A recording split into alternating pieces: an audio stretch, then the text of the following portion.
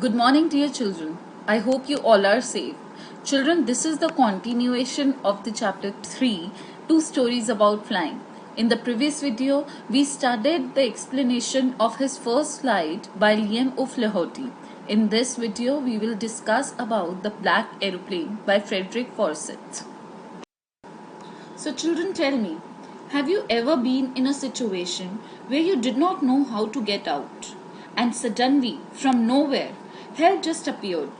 I am sure you must have experienced this, and this is what we shall read about in the second story, The Black Aeroplane.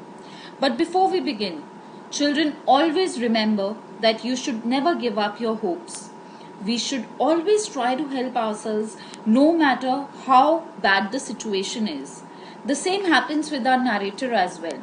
He got stuck in a situation where he had not lost hope but moved ahead and took a risk, and out of somewhere he got a help. Children, I have divided your chapter in 6 parts so that you can understand even the minute detail of it very comfortably. Your first part is On His Way to England. His here refers to the narrator. The narrator was flying his old Dakota aeroplane over France back to England, and he was dreaming to have a gala time with his family, and also thought he would be in time for breakfast and he would enjoy his vacation with his family. Everything was going well and it was an easy flight. He was flying and dreaming. Next is storm clouds. Suddenly, the narrator saw dark black storm clouds, but he did not have enough fuel in his plane to return or just fly his plane over the black stormy clouds. So he did not have any option. So he took the risk and the plane went straight into the storm. Everything looked black in there. Your third part is instruments dead. He could not believe when he found his compass and other instruments of the aeroplane totally dead. Fourth part is black plane for help. Suddenly, another aeroplane appeared and he could see the face of the pilot. The pilot of the plane asked the narrator to follow him. The narrator was frightened and afraid as there was fuel enough that could last only for 5 to 10 minutes. Fifth part is landed safely.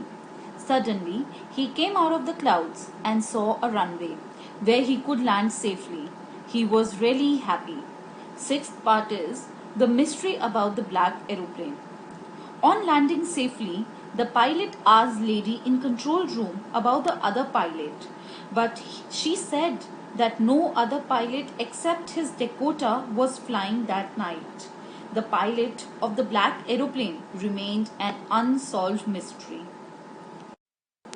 Now let us understand the chapter in detail. First part is On His Way to England. So as we see in the story, the pilot was flying his aeroplane called Dakota over France and back to England. It was more or less a clear sky. As mentioned, it was 1:30 in the morning. The pilot was dreaming of coming home and having good vacation time with his family. He was passing over Paris and he decided to call the Paris control. He informed them that he was on his way to England. A voice from the radio then instructed him to turn 12 degrees west. The pilot checked the map and the compass, switched over to his last fuel tank and turned the aeroplane 12 degrees west towards England. Your next part is storm clouds. He was very happy. It was an easy flight and he was about to have a good big English breakfast. He was dreaming of English breakfast with his family. But all didn't go well. 150 kilometers from Paris, he saw the huge storm clouds. Now, the pilot knew that he won't be able to fly up and over them. Moreover, he do not have enough fuel to fly around them to the north or the south. Remember, he turned on his last fuel tank some time ago, right? He decided to take a risk and instead of going back to Paris, he moved towards England. He flew his Dakota into the storm. Is this a wise decision? We'll find out. Next part is instruments were dead.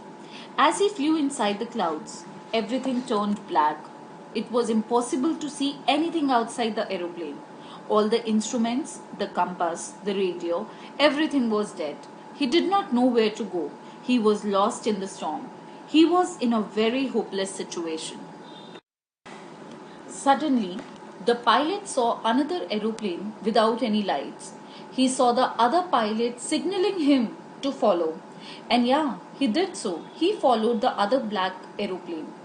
The second pilot just turned slowly to the north so that he could easily follow him. And the narrator followed the black aeroplane like an obedient child. After an hour, the strange black plane was still there in front of the pilot in the clouds. Children, fifth part is landed safely. The aeroplane Dakota was running out of fuel. All of a sudden, the pilot came out of the clouds and saw two straight lines of light in front of him. He had reached the runway of an airport. But he turned to look for the pilot in the black aeroplane. He just saw an empty sky. The black aeroplane was just vanished. It could not be seen. Strange, no? Last part is the mystery about the black aeroplane. After a safe landing, the pilot approached the control tower and he inquired about the other pilot who had helped him. The lady sitting on the help desk looked at the author very strangely and then laughed. She said, "Another aeroplane? Up there in the storm? No other aeroplanes were flying tonight, sir. Yours was the only one I could see on the radar." So who helped the author to arrive there safely, without a compass or a radio, and without any more fuel in his tanks? Who was the pilot on the strange black aeroplane, flying in the storm, without lights? Mystery, mystery. It remained an unsolved mystery. Children, you can sit and think about it. Children, we have completed both the parts of the two stories about flying. These are the assignment questions based on the understanding of your chapter. Question 1. What risk did the writer take while flying? Why? Question 2. Why did the writer follow the pilot of another aeroplane? Question 3. How did the writer get out of the storm in the night to land safely? Question 4. How did the seagull's parents try to make him fly? Question 5. How did the young seagull and his family celebrate his first flight? Children, attempt these assignment questions and submit it by tomorrow. Thank you.